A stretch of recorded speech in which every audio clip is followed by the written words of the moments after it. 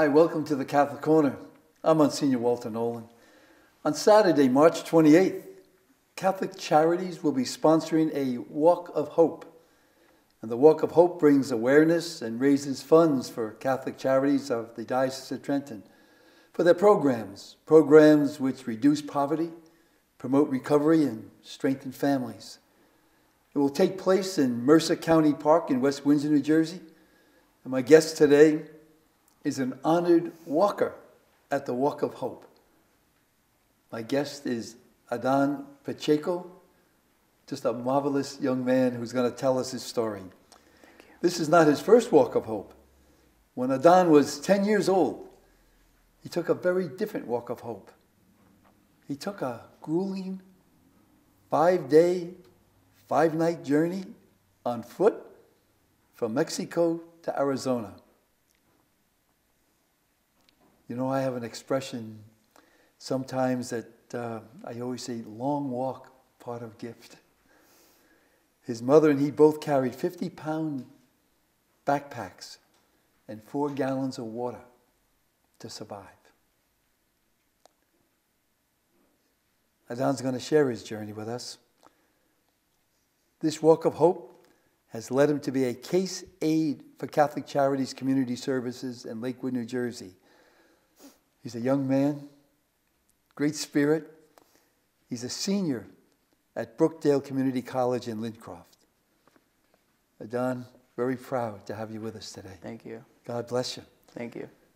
So where do we begin? That's a great story. Oh my gosh. Wow. What prompted you and your family to want to come to the United States and take that long journey? Well, my dad has come here before. He was here with my older sister already, the oldest out of 6, because we're 6.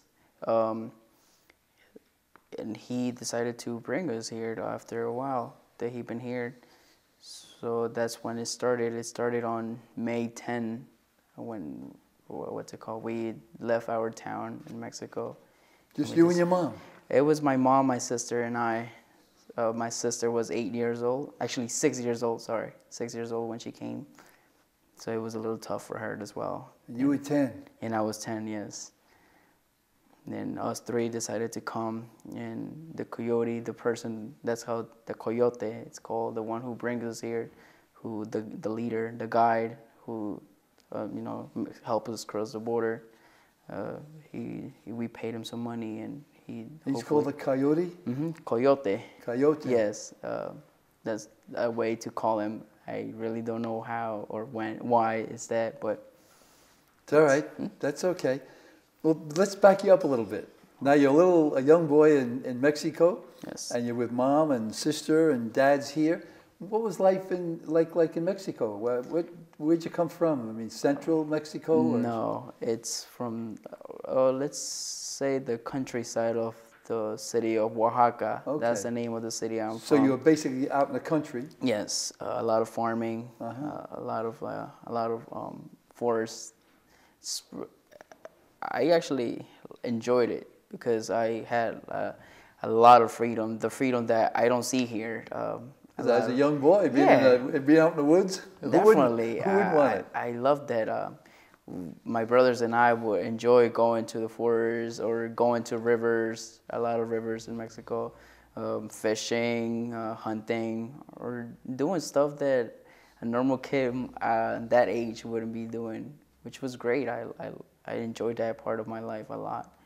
And I still look forward to go to Mexico and hopefully relive some of those times. Were you poor? I mean, did you have food? We did, yes. My dad would send us money, and to survive and anything. But the fact that we liked that type of lifestyle is what just kept on making us have that lifestyle. So dad came here to get work and to help make it better for his own family. Yes. Now, why did you have to walk? I mean, could you have taken a bus? Well, the reason is because we didn't have a visa. We didn't have the sufficient amount to get a visa. So that's the reason why We walked when we arrived to the northern cities of Mexico, and then to cross the desert, that took us 5 days to get to Arizona. Can you tell me a little bit about that journey? You were 10 years old. Were you afraid? Did you camp out at night? Did you have a tent? Or you just sleep under the stars? We didn't sleep during the night. Didn't sleep? No, that's the time where everyone walks during the night. Oh, you walk. And then part of the day as well, we walk.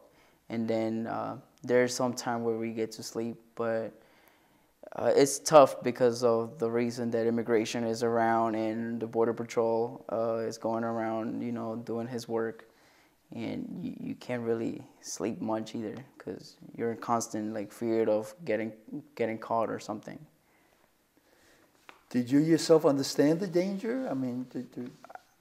I kind of knew a little bit, not that much to that extent as an adult would do. Mm-hmm. But I was scared, of course. I was really scared. New world, a lot of danger, of course. You will hear animals, and as a little kid, of course, I was scared of being eaten by one or something. A lot of snakes. You will hear them. We saw a lot of snakes. It was very nice. I would say it in one way because I like to experiment, and in another way, it was really tough.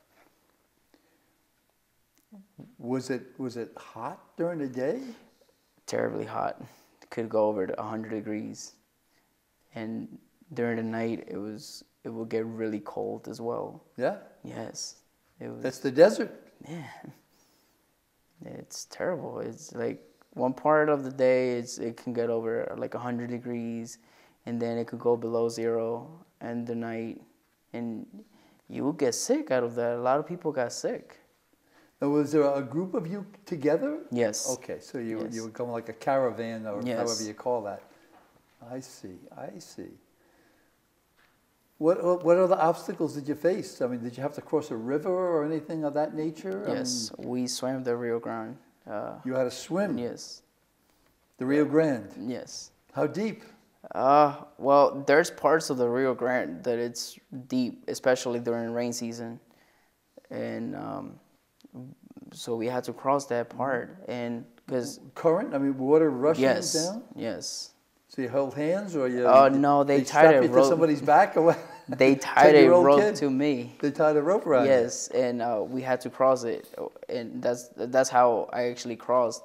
So I could tie the rope to the other end, so we could cross across the Rio. Yeah. Anything happen? You got really scared, or did you fall, or anything happen? Carrying 50 pounds on your back? Yes. Approximately there. Yeah. With 4 gallons of water. That's how much did you weigh at 10 years old? Well, I was pretty chubby. Oh, I was going to say, you had to maybe only weigh 50 pounds. No, I was really chubby when I was a kid. Yeah. And of course I got help, but carrying that much weight,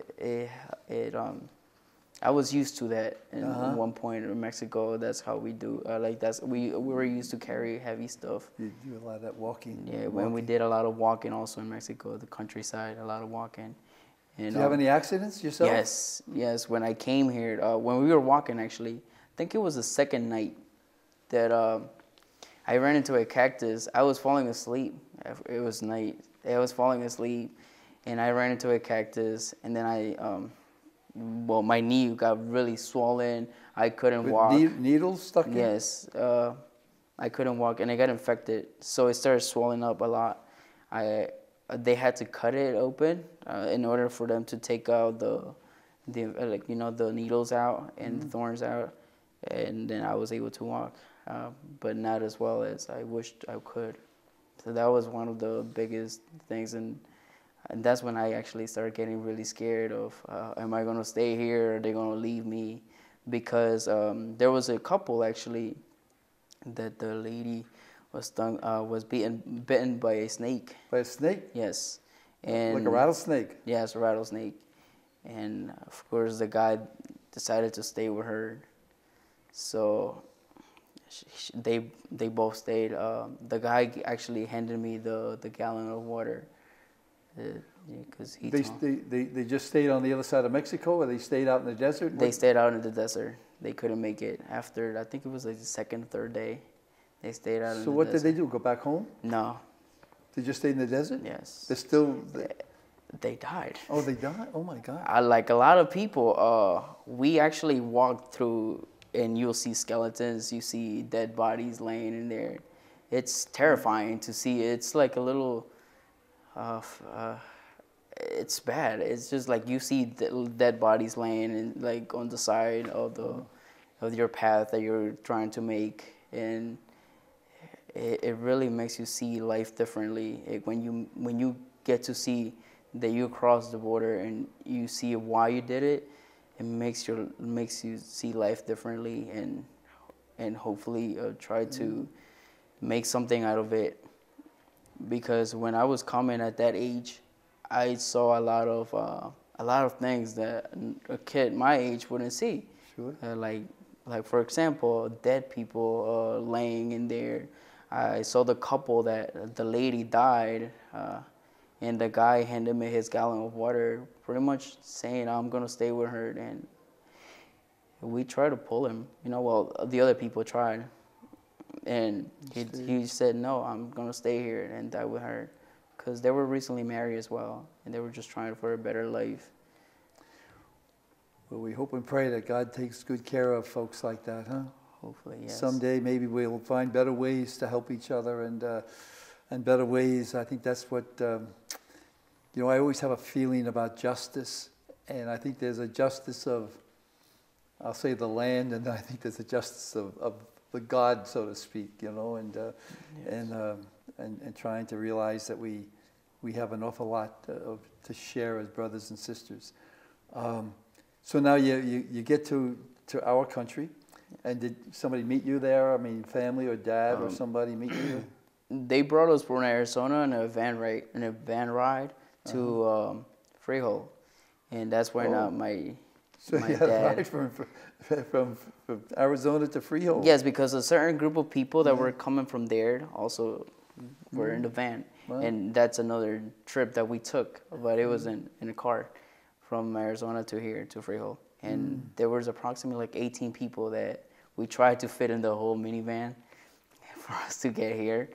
Yes, it was really crowded and I'm barely comfortable.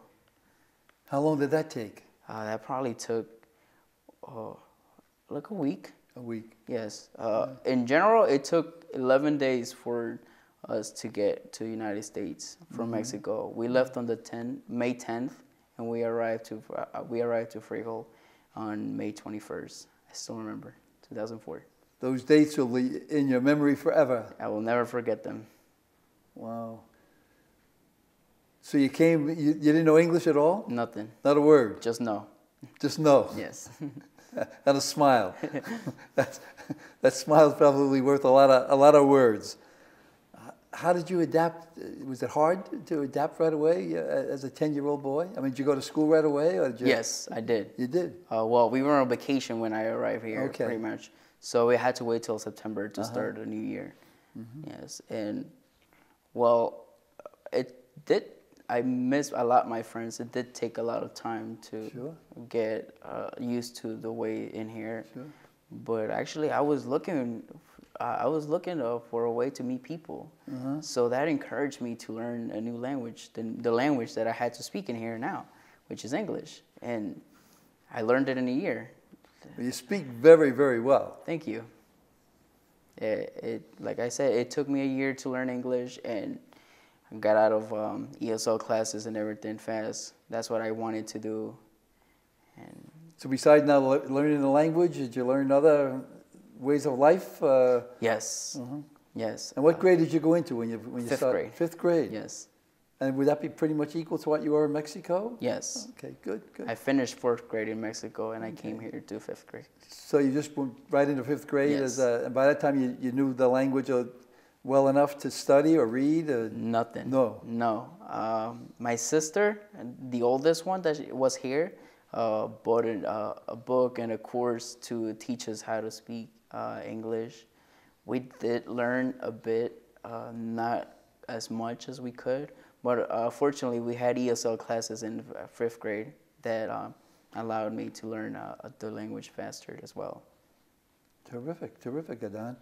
What were some of the other challenges that you faced? How did to help you adapt to this new life? I mean, what else did you do? Did you join a soccer team or? Yes, I played. I played soccer. I did track. I did a lot of sports actually, like outside and in school. Also, my family helped me a lot. They always had my back through everything that I want to do. They always support me with the choices that I make, my life choices, and they're always behind me. So it's great. So good family. You have a good family. My dad, my mom, always supporting me with what I want to do. It's terrific. That's whether you're born in Mexico or any place here, good families are a blessing, and good moms and dads are just great gifts to us. You know? Yes. They make good kids become good young men. Your faith, you're Catholic? Yes, I am Catholic. And how when you got here, did you go to church, start going to church? How did you get yourself to be able to have places to pray and to be with each other? In Mexico, my mom used to teach the Bible. She was a teacher for the kids to do their first communion and confirmation. So I come from a pretty religious family. Good. When we came here, we did separated ourselves a little bit from the church. We're getting back into that now. We're trying to come back to the Word of God, which is really needed. But in my journey, I had to pray to God. I was scared, like I said. I needed someone, like a new comfort other than my mom, because my mom and my sister, my sister was our main priority of my mom and I. So she was the youngest, so you know. Yeah. But we prayed a lot to God now. And how did you pray when you were like coming through the desert, and would you just pray out of your heart? Did you have prayers that you memorized? Was there anybody there that would have like a little Bible session together? Well, I feel like everyone was praying in their own head. You know, everyone's praying in their mind, simply because that's a tough journey to take, and everyone needs the Lord, you know, to be with them.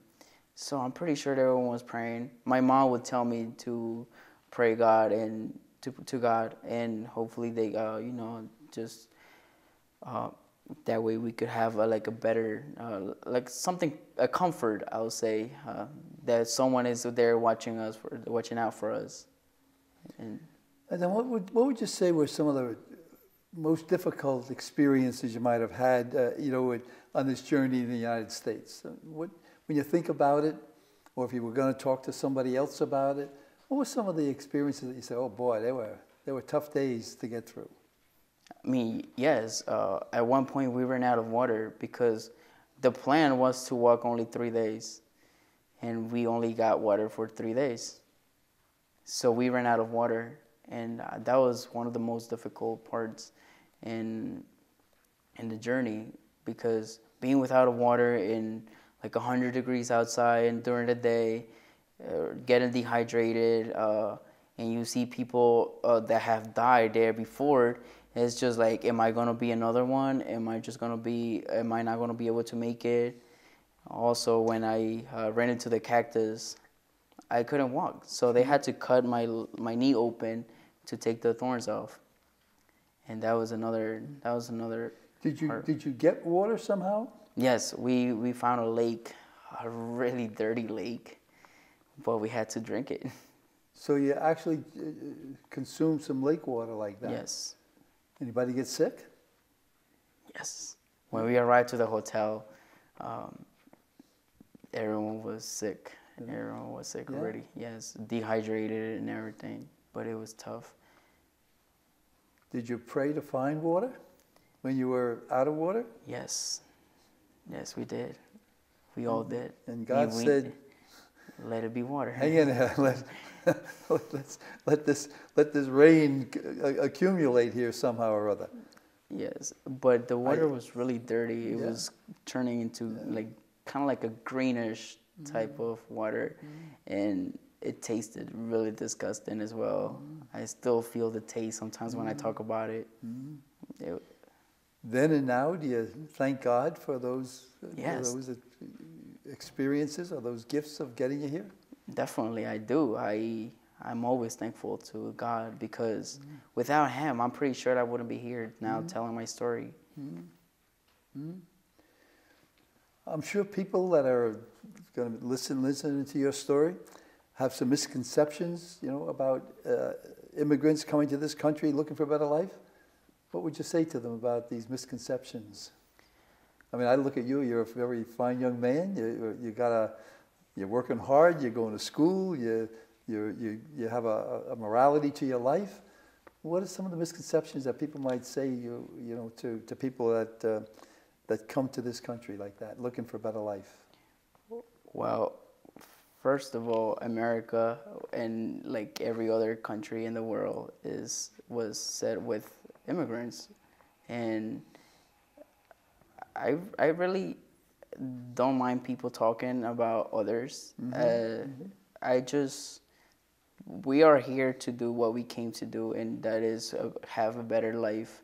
Unfortunately, most of us were brought here by our parents being teenagers or infants. So we really don't have a place at home, which is Mexico, what we call home in Mexico, and we also call home here, because we have no future either here or Mexico. Most of us came here as immigrants. We don't have the proper documentation to say we are an American, and we also wouldn't have proper documentation to say we are Hispanic or any other race that we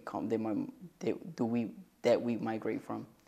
Most important, though, you have, I'm going to say, documentation in your heart that you're a son of God. Yes. That's a good document to have. Yes. Can you talk to me a little about the Deferred Action for Childhood Arrivals Act? I think you were awarded work authorization and certification for that. Yes. Tell me a little bit about that. Well, that is for the people that were brought here before they were 15 on June 10, 2007. That's when the law was established on 2012, and that's when I applied. Luckily I applied in Catholic Charities, which with Leisha Lou Morgan. She is the one who did my application, and she's also the one who recommended me for the position of case aide manager. And the application is for people, for young adults that need like a work authorization. It's for work only. There's a lot of benefits to it. When you are able to drive, you can get your permit and later on your license. And the main thing is for work and to go to school. And you're actually working to help pay your way to school. Yes. Which is a wonderful, I think, act of young manhood to be able to say that you have a goal and you want to reach that goal. Tell us, is this deferred action? I mean, does this lead you into the future of becoming a citizen, or what are there other next steps to this, or what happens? Really don't know yet. Okay. I need to get into that. I really need to study some of what could happen after. But right now you're comfortable knowing you can work a little bit, study, and you're a great young man to society and to your family. Yes. And what's your future goal? What do you want to do? I want to become an interpreter for the United Nations. Wow, it's a nice goal to set, but it looks to me like you're doing very well. That's your dream. What else do you have to do to establish this dream? After college here, you're at you go to another school to get a degree? Yes. My plan is to graduate Brookdale first and save up some money in order for me to see if I can get into any other college. My main one is right now is Rutgers. Terrific. Yes. Terrific. And from there to see where I can. Terrific. That can lead me to. And you seem like a young man that's got that good intestinal fortitude and a good journey for you. Now, Catholic Charities played a part to help you and your family, and now you're going to help them with this walk that's going to happen in March 28th. Yes. Well, the Walk of Hope, it's on March 28th. I'm going to be the lead walker. And you're welcome to join. It's a really nice charity, and hopefully we can provide as much, we can collect as many funds as we can to help the poverty level. And Adan, when you say you're the lead walker, does that mean you're the first guy? I guess. And that's how I was. Well, how do people? How are you going to raise money by walking? Do people give you a donation, or does Catholic Charities have a whole plan for this walk? Catholic Charities has a whole plan for that walk. Yes. And how far does Catholic Charities want people to walk? It's going to be 5K. 5K. Yes. And with the 5K, you can so people can say to you. I donate whatever it is, so much a mile, or to subscribe, you have to enter. You have to call the Catholic Charities number, or they can go to the website for Catholic Charities Diocese of Trenton, and they can donate there as well, and see how they can see how to subscribe to join, and donate as well. You're a very, very fine young man. Thank you. It's a privilege to have you on our Catholic Corner, and I guess I would say. Study hard, be well, be a good gift to us, and us to be a good gift to you. And I hope your family and many other families have the same, even though you struggle and struggle hard, that we all are really sons and brothers and share the same God. So thank you. For more information about Catholic Charities and their program or about Walk for Hope, please call 609-394-5181. Bless you. And please, let us all walk for hope for all people that are really wanting to live God's love. Thanks, Adan. Thank you very much. Thank you for having me here. Oh, you're most welcome.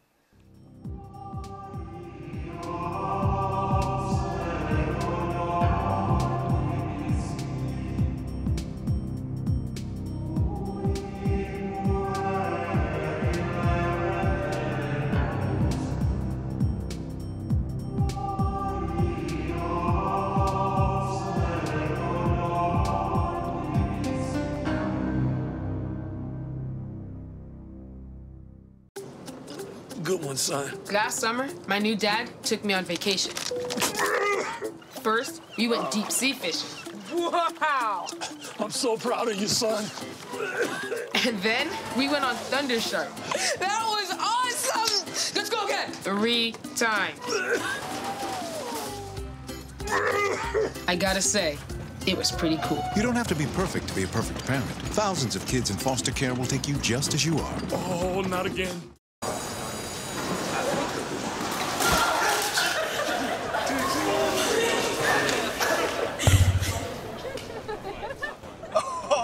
That's low. That's low. That's low and below. Look, he's blushing.